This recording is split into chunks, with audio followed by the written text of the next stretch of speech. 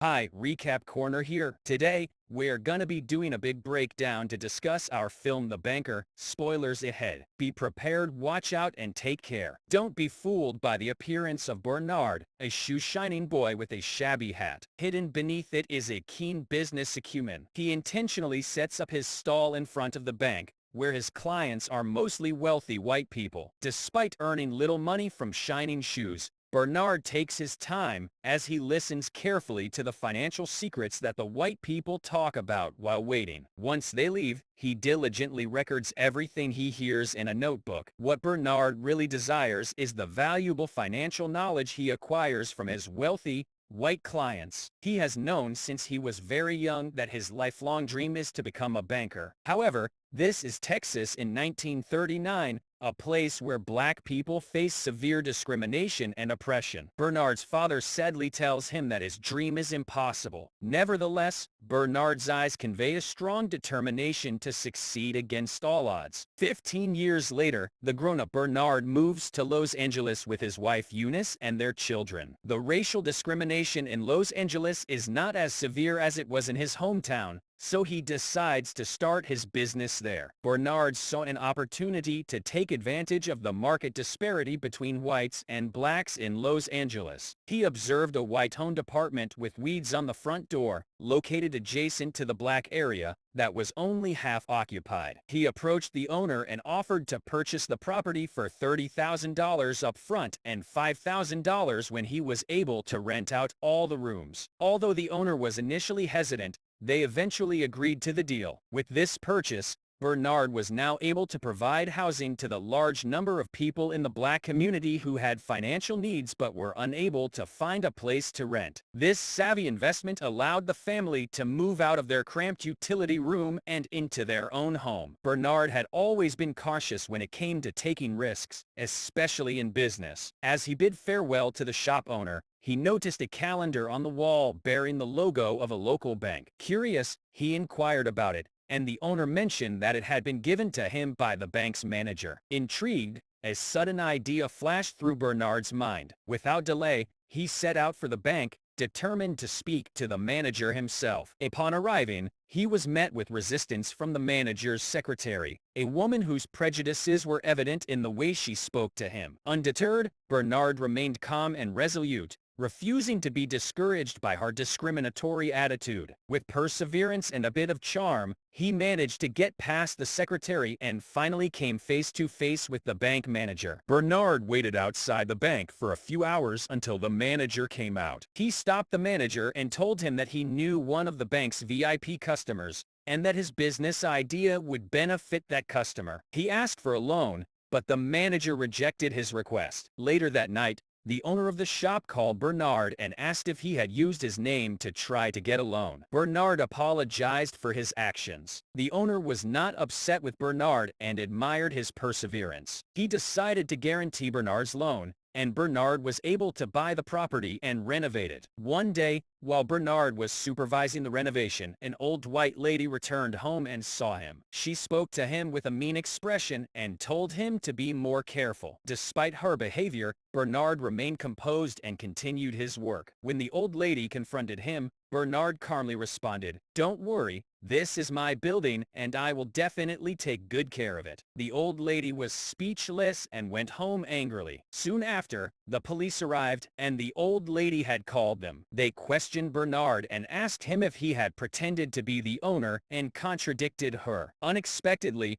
Bernard took out a copy of the real estate certificate, revealing that he had foreseen trouble and had prepared in advance. The police checked the document and realized that the house truly belonged to him, so they left in a huff. That night, Bernard returned to the apartment building, and the old lady saw him at the door. She immediately told him to leave, insisting that it was not the right time for renovation. Bernard responded calmly, "I'm not a renovation worker, I'm the owner now." The old lady was dumbfounded, and a few days later, she moved out in anger because she did not want to live in the same building with black people. As soon as the old lady left, Bernard rented out her house to a black lady. As he had foreseen, the black tenant market was huge, and the building was quickly filled. Bernard gave the negotiated follow-up payment to the former owner, who admired him greatly and offered to start a business with him. Bernard chose the house and calculated the income, while the former owner negotiated the transaction and signed the contract with him in front of others. The plan was to ensure that white people would not know that they were doing business with black people and that they would split the revenue. Bernard readily agreed to cooperate,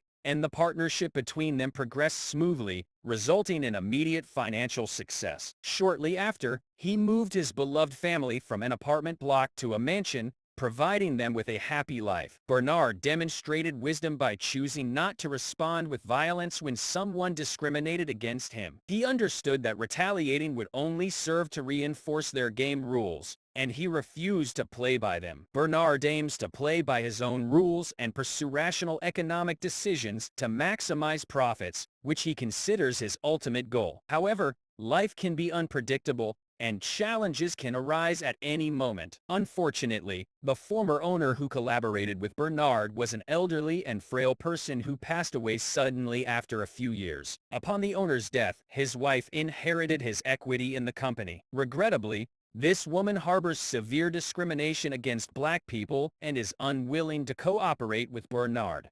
In that era when disputes between whites and blacks were common in court, a woman offered to buy Bernard's shares at an unfairly low price and threatened to sue him if he refused. Bernard refused to be treated unjustly and decided to take the matter to court. However, in order to prove his cooperative relationship with the previous owner, he needed a witness to testify on his behalf. He considered the bank manager, but the manager had already sided with the woman and was avoiding involvement. Bernard was once again feeling extremely disappointed. As he stood in the bank, he looked around and noticed that the neat and tidy bank building appeared to systematically discriminate against people like him, solely because of the color of his skin. This constant scorn that he faced whenever he walked into a bank had been weighing on him heavily. As these thoughts crossed his mind, a bold plan slowly began to form. He realized that there were 4 different banks located in the same building, each with closed doors that seemed to be off limits for a person of his race. In that moment,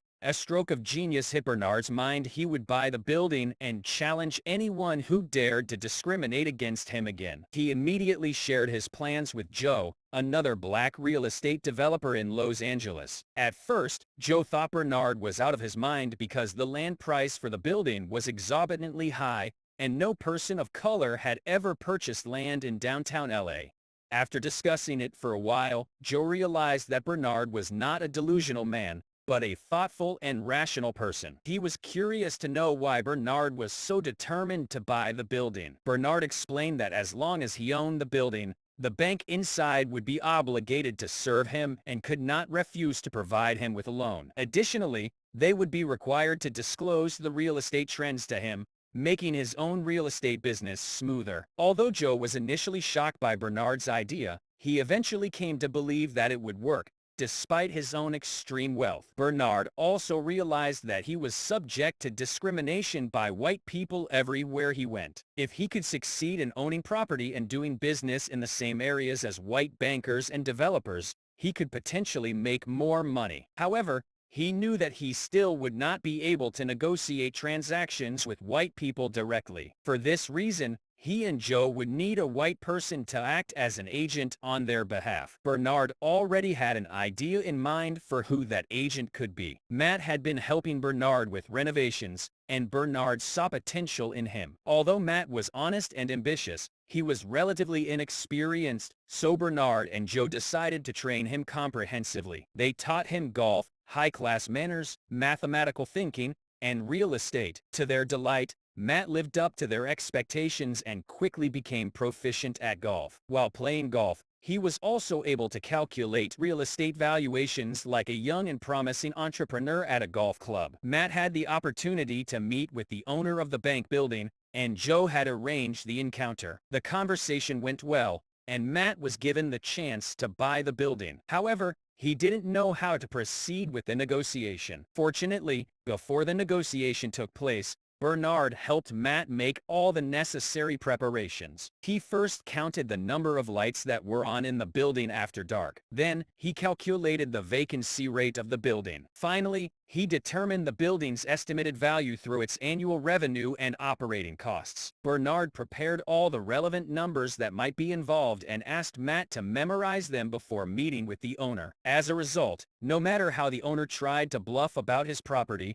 Matt was always one step ahead and provided the exact numbers, which shocked the owner and his accountant. They all thought that they had encountered a mutt genius who couldn't be fooled. In the end, Bernard was able to purchase the building that was initially priced at over $2.4 million for just $1.56 million.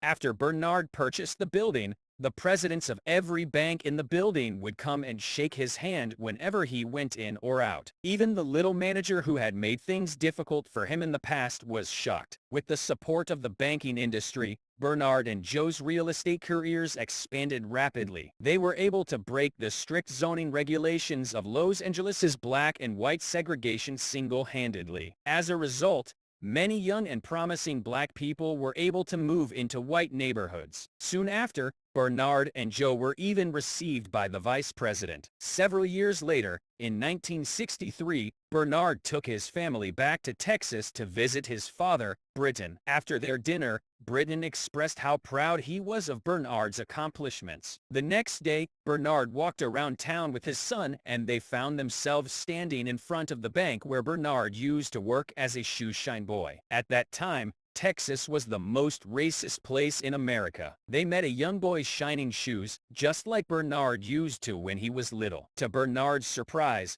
the boy would only work on the shoes of white people. The little incident touched Bernard and awakened his sense of responsibility towards his community.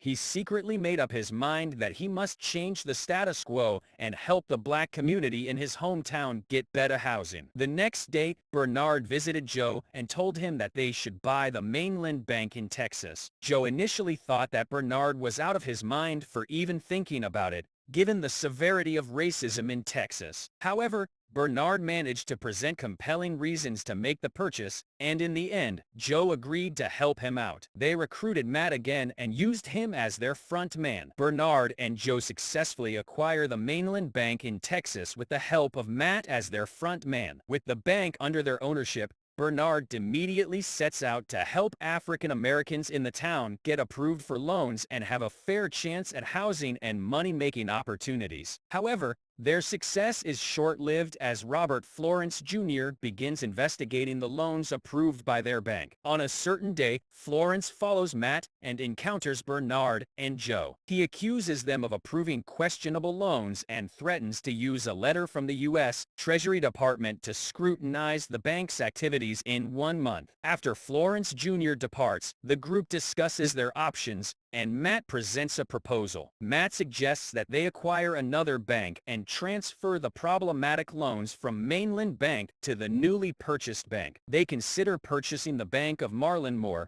but Bernard is concerned about overseeing the new bank's operations. Matt proposes that he be put in charge of the new bank, which makes Bernard uneasy. However, he ultimately agrees to let Eunice monitor Matt's actions. As a result, Matt gets to run his own bank, which is what he desired. The following day, Matt meets with a lawyer and begins to sign loan contracts as planned. Later on, Matt receives a call from Florence Jr., informing him that some clients want to withdraw all of their money from Mainland. Adding to the problem, a federal bank examiner arrives at Marlin to assist Matt. In an attempt to stay close during the meeting, Bernard dresses up as a janitor. Unfortunately, this does not make a difference as the examiner discovers a critical issue with several loans. Bernard cannot believe that such absurd loans were approved in the first place. Eventually, they discover that it was all Florence Jr.'s doing. It turns out that when Matt rushed to run his bank, he skipped protocols and used a lawyer recommended by Florence. Through this, Florence was able to sneak in the problematic loans. Sometime later, Bernard and Joe suggest to Matt that the most reasonable thing to do is to walk away from the Bank of Marlin. However, Matt takes action without informing his partners. Joe eventually finds out about his move. The following day, Bernard and Joe go to the mainland bank to confront Matt about the problematic loans. Meanwhile, Florence watches the scene with a pleased expression on his face. Bernard asks Matt to gather their books, but it's already too late. The federal bank examiners arrive and revoke the license of the mainland bank. While leaving the building, the FBI arrests Bernard and Joe. Despite Bernard's efforts to resist, he ultimately fails. At a later time, Bernard and Joe meet with their lawyer and discover that their case has been complicated by racial politics in the country. Meanwhile, Matt meets with Senator McClellan to discuss the possibility of testifying against his partners in exchange for his freedom. That night, Matt thinks about his options and ultimately decides to follow McClellan's advice and testify against his partners during the Senate hearing. The next day, Bernard meets with McClellan, who presents him with a proposal. He offers Bernard an immunity deal, giving him the choice to confirm Matt's testimonies or say whatever he wants and face going to jail. Ultimately, Bernard chooses to speak out about the racial discrimination he has witnessed and experienced, even if it means going to jail. As a result, both he and Joe suffer significant losses and are sentenced to federal prison. Meanwhile, Florence Jr. is able to purchase the mainland bank at a much lower price than what Bernard and Joe paid for it. In the end, Bernard and Joe suffered a severe loss in fortune after the hearing and were sentenced to federal prison. Meanwhile, Matt Steiner never faced any charges. Several years later, Bernard and Joe were released from prison, but Eunice noticed that they seemed happy despite their financial struggles. It turned out that they owned properties next to each other in the Bahamas, which surprised Eunice. Bernard revealed that Matt had called him the night before his testimony, and that was how they were able to secure their new properties. In the end, it was revealed that Matt had called Bernard the night before his testimony, told him about the senator's deal, and apologized. In return, Bernard asked Matt for a favor before the government could seize their assets. Later, we learned that Bernard and Joe's residential properties were instrumental in the fight against housing segregation in LA. They still have 2 mansions next to each other in the Bahamas. Despite losing their fortune and going to prison, Bernard and Joe seem content with their lives. Thank you for joining us into our review. We hope you had as much fun watching it as we did breaking it down for you. Don't forget to hit that subscribe button and ring the bell so you never miss a video from us.